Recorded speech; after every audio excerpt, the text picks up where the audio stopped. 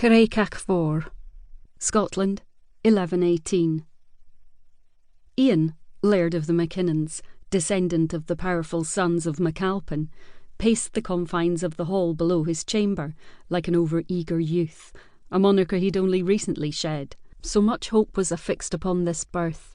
Now, at last, 30 years of feuding with the MacLeans would come to an end. Aye, for how could Auld Man MacLean look upon his grandbairn and not want peace, after a year full of enmity from his bonny young MacLean wife? A year of trying to please her, only to meet with stony disapproval and wordless accusations.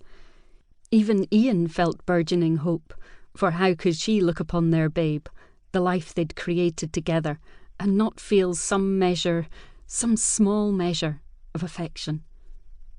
Despite the past hostilities between their clans, his own resentment dissipated in the face of this momentous occasion, and though he couldn't say he'd loved her before this moment, he thought he might now, for she lay above stairs, struggling, and a heinous struggle it was, to gift their babe with its first wondrous breath of life. She was having his bairn. Ugh, and he was proud of her. As difficult as the birth was proceeding, she'd borne her pain with nary a scream, nary a curse, although he'd never have begrudged her either. In truth, her shrieks might have been easier to bear. Her silence was tormenting him. He couldn't help but be nerve-racked by the thought of his beautiful young wife in the throes of her labour, for his own mother died just so, giving him life. Guilt over it plagued him still. He lengthened his stride. What if the birth killed her? What if he killed her? 'Twas a fear he'd borne from the first day he'd lain hands upon her as her husband, and it wouldn't be eased now until he saw her face once more.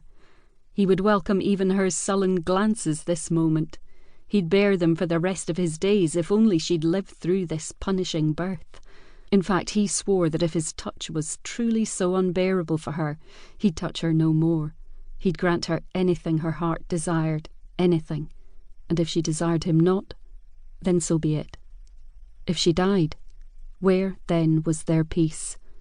Curse MacLean, for he'd as lief be. The glorious sound of a babe's newborn wails resounded from above, a rapturous siren that froze Iain mid-stride. He found he couldn't move, could do little more than stare at the stone steps that led to his chamber, joy and fear holding him immobilised.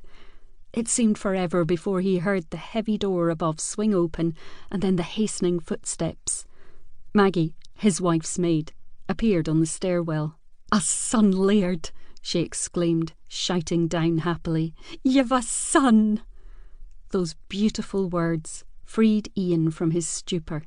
Yelping euphorically, he bolted up the stairwell, taking the steps two at a time in his haste to see his wife, and a first glorious glimpse at his newborn son. "A son," he said in marvel, passing Maggie as she hurried down to spread the news.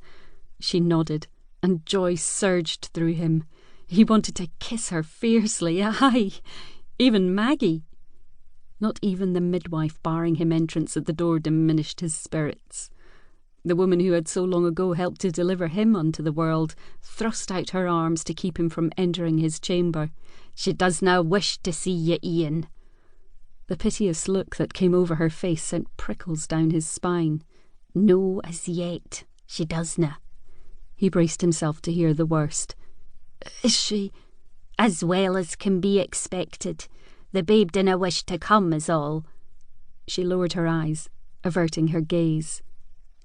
The babe was no longer crying. "What is it, Glenna?" Fear swept through him.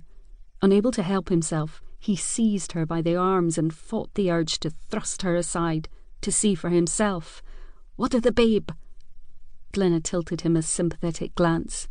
"Dinna ye hear him, lad? Your son is a fine wee bairn. Listen closer," she bade him. He did, and he could hear the babe's soft shuddering coos. His gaze was drawn within the darkened chamber. The midwife must have felt his tension, his indecision, his elation, his confusion.